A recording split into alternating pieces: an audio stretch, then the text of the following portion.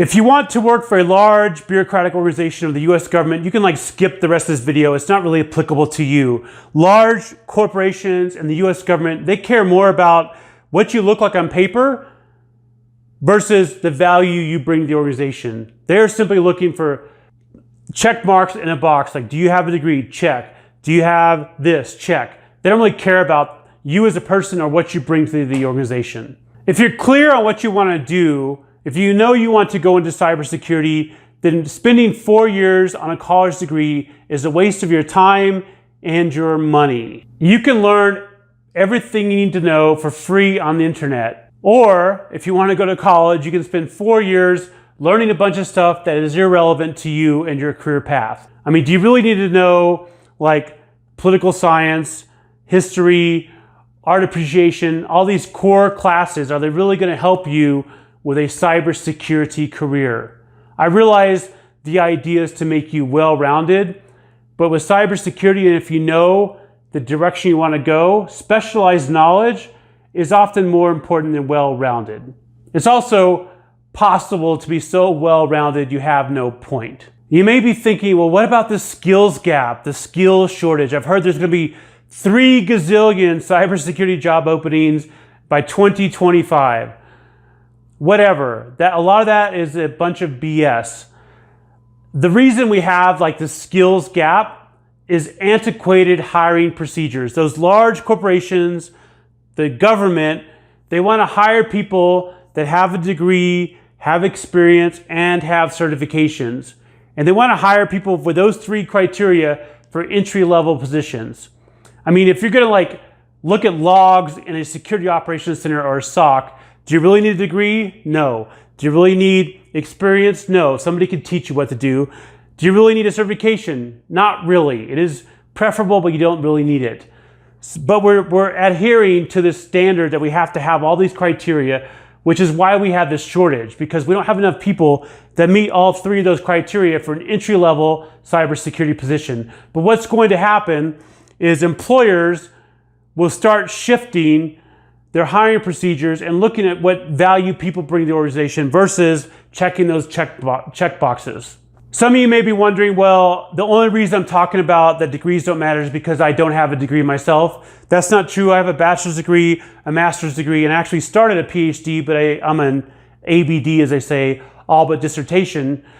Because I dropped out of the PhD program because as I was going through it, I realized what I was learning was really academic and it wasn't applicable to reality. So I took a step back and I thought, you know what?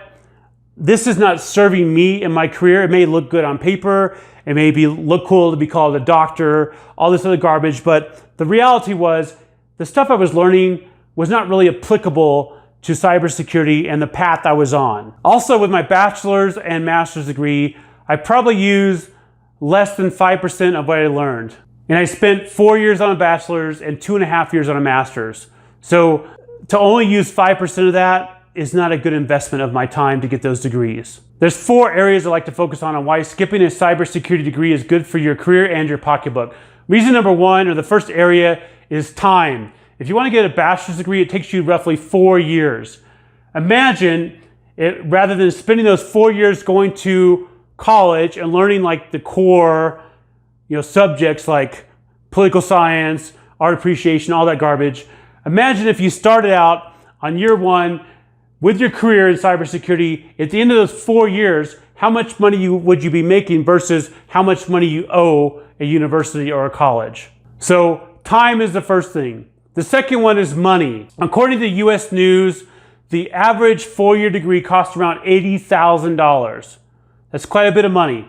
Again, if you go back and look at the time, over a 4-year period, if you're simply spending $80,000 and not making any money, you couldn't come out in that 4-year period way in debt. What if you started out on year 1 with a career, you would make more than $80,000 over that 4 years instead of spending the $80,000.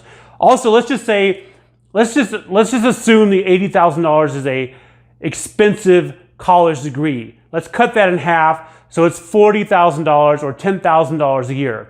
$10,000 a year is still a massive investment. rather than going to college and spending $40,000 over 4 years, if you spent that $10,000 in year one and got 4 cybersecurity certifications, because roughly each cybersecurity certification is going to be about $2,500 with the boot camp, the exam voucher, all the books, all the materials. So $2,500 or 4 certifications for $10,000, you would certainly come out ahead because you could easily get a job with 4 certifications. If you got the Security Plus, the Certified Ethical Hacker, maybe the Certified Cybersecurity Analyst, and maybe the CISSP Associate, you would certainly get a job much quicker than waiting 4 years to get a college degree. And then even after you go to college, you still have to get the certifications. So you spend $80,000 or $40,000 on college, and then when you graduate, nobody's going to hire you because they want a college degree and the certifications typically. Or you could look for the more progressive companies that value a certification over a college degree and spend that $10,000, as I mentioned, getting 4 certifications. You don't even have to spend $10,000. You can spend $5,000 to get 2 certifications, or you don't even have to spend any money taking a boot camp. You could just do it on your own and simply pay for the exam voucher, which is around $300 to $400 depending on the voucher. The third area is value. I kind of talked about this a little bit when we were talking about money, but to add value to get employed, you need to have the cybersecurity certifications as well. They add more value to your resume than a degree in most circumstances. The fourth thing I want to talk about is leveling up. I know some of you are probably thinking, I need to have a degree. My parents have a degree. I feel like I won't be respected without a degree. I must have a degree.